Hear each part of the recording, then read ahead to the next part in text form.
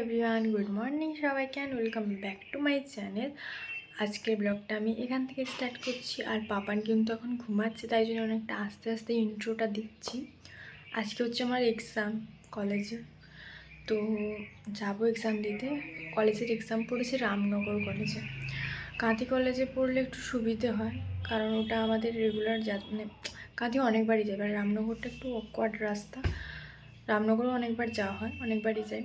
তো এখন বাজে 11টা, আমাদের পরীক্ষা পড়েছে 2টোর সময়। তো রেডি হব, খাবো, তারপরে যাব। অ্যাডমিট কার্ড আমার বের করা নেই, ওটা বের করতে হবে, অনেক কাজ আছে। তো চলো ভিডিওটা দেখতে থাকো। গাইস, পরীক্ষা দিতে যাব বলে খাবার মা রেডি করে দিয়েছে। তো মাছের টক আছে, আমি টক খাবো না বলছিলাম, যাওয়ার সময় টক দেয় না, বাট মাকে বললাম ঠিক আছে তাও টকটা করে দাও, ঝোল খেতে আমার ইচ্ছে নেই। তাই জন্য মাছের টক, আলু মাখা আমার ফেভারিট। তো আলু মাখা তো আমি সবসময় খাই। তারপরে এই বড়িগুলো এই বছরই দিয়েছিল, বড়ি ভাজা আর ভাত। তা বলে দাও টাটা করো, সে যাবে তো আজকে তুই যে বাড়ি পড়ছো টাটা করো, টাটা। টাটা বলে দাও ওই টাটা, টাটা। এত আসতে বলে কে শুনতে হবে? তো তোমরা তো সবাই দেখলে, বেরিয়ে পড়েছি। সবাইকে টাটা করে দিয়ে, পাপানকেও টাটা করে দিয়ে খাওয়া দাওয়া হয়ে গেছে। এবারে বেরাবো কলেজে। আর যা রোদ উঠেছে, কে জানে বাবা কী করে যাবো কলেজে, বুঝতে পারছি না। তো পৌঁছে গেছিলাম কলেজে, আর কলেজের সাইডে একটা ছায়াতে দাঁড়িয়েছিলাম। আর আমার শরীরটা একদমই খারাপ লাগছিলো, কারণ এতটা পরিমাণে রোদ উঠেছিল। আমার রোদ এমনিতে সহ্য হয় না, সান অ্যালার্জি আছে। তো আমার গাল ফাল গোটা লাল হয়ে গেছিলো, শরীরটা খারাপ লাগছিলো। তারপরে কিন্তু আর ভিডিওটা কন্টিনিউ করিনি। এক্সাম শেষ হয়েছে, সোজা গাড়িতে উঠেছি, মানে শরীরটা এতটা খারাপ লাগছিলো। এক্সাম শেষ হয়েছে, না ফটো না ভিডিও না কোথাও দাঁড়িয়েছি কারোর সাথে কথা বলেছি, সোজা শেষ হয়েছে, সামনে দেখছি গাড়ি আছে, গাড়িতে উঠে পড়েছি। তো এবারে বাড়ি যাওয়া যাক, কারণ অনেকটাই লেট হয়ে গেছে। এক্সাম 5টার সময় শেষ হয়েছে, মানে বাড়ি আসতে আসতে তো অনেকটা রাত হয়ে যাবে, তাই জন্য তাড়াতাড়ি করে চলে এলাম। ওখান থেকে এসে কিন্তু আমি একটু হসপিটালে চলে গেছিলাম, মানে সুপার হসপিটালে। তো আমার বাবার শরীরটা কয়েকদিন ধরে খুব খারাপ আছে, আর হসপিটালে ভর্তি আছে। তাই জন্য যেহেতু দেখতে আসবো বলে একটু তাড়াতাড়ি চলে এসেছিলাম। আর এখানটাতে ভিজিটিং আওয়ার শেষ হয়ে গেছে। তারপরে কোনোরকম করে দেখা করে চলে গেছিলাম বাজারে। বাজারে আসার পর ভাবলাম যে কিছু খাবো। আমার তো খাওয়ার ইচ্ছে ছিল না লস্যি, বাট আমার দিদি লস্যি খেতে ভালোবাসে বলে চলে এসেছি লস্যি দোকানে লস্যি খেতে। আর একটা শর্টসে বলেও ছিলাম তোমাদেরকে, এই কাকুটার দোকানের লস্যি খুব ভালো, খুব ভালো কোয়ালিটি, খুব ভালো খেতে।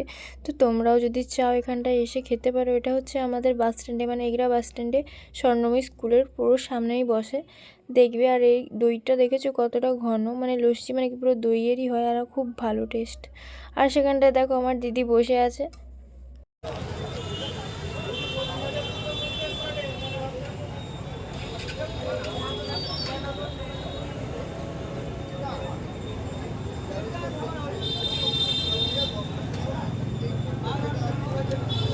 খাওয়া দাওয়া করার পরে কিন্তু একটা সোনা দোকানে চলে এসেছিলাম, কারণ আমার দিদি বলছিল কিছু জিনিস দেখবে। আর সোনার দাম যা দিন হারে বাড়ছে, কিছু সোনা আনতেও পারবো না। গাইস দেখো, এটা আমার মামার দোকান, এটা হচ্ছে আমার মামা। কেউ যদি চাও এখানটায় এসে সোনা বানাতে, তো কন্ট্যাক্ট করতে পারো আমার সাথে। আমি দিদি আর এই শাঁখাটা আমি দেখছি পরে, শাঁখা যেহেতু পরতে নেই, বাট আমার শাঁখার ডিজাইনটা বেশ সুন্দর লাগছে। দেখতে পাচ্ছ তোমরা যে সুন্দর লাগছে না শাঁখার ডিজাইনটা, তাদের জন্য দেখছিলাম পরে কেমন লাগে।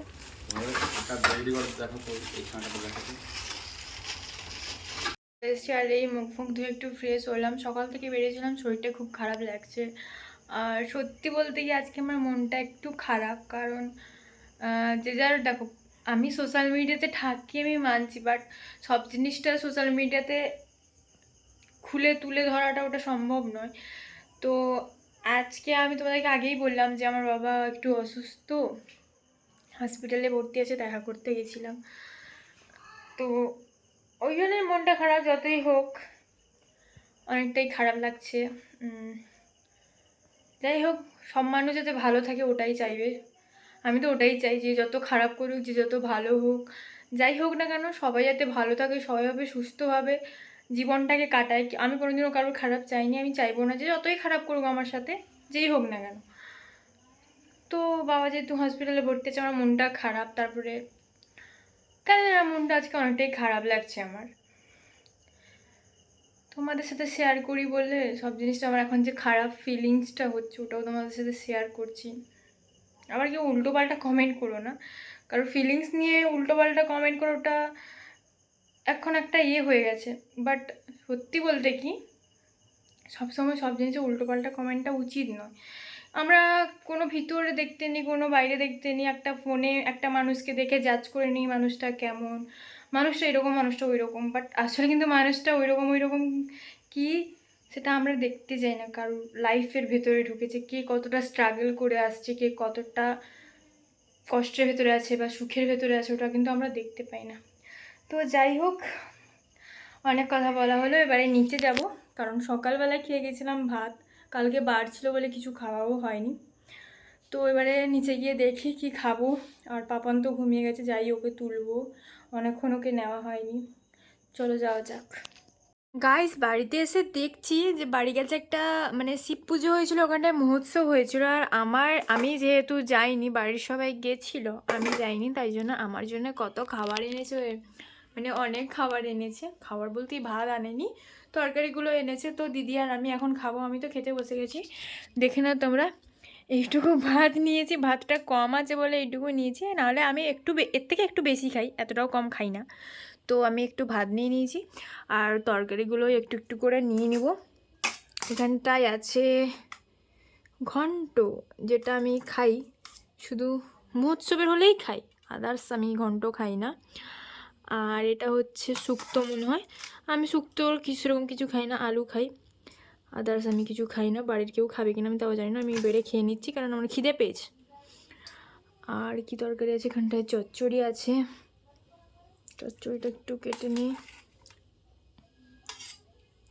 আর শাক ভাজা আমি খাবো না। আর এটা কিসের তরকারি আমি জানি না, এটা একটু নিয়ে নিই। সোয়াবিনের তরকারি, এটা মানে বাড়িতে হয়েছিল, সোয়াবিনের তরকারিটা এটা বাড়িতে হয়েছিল।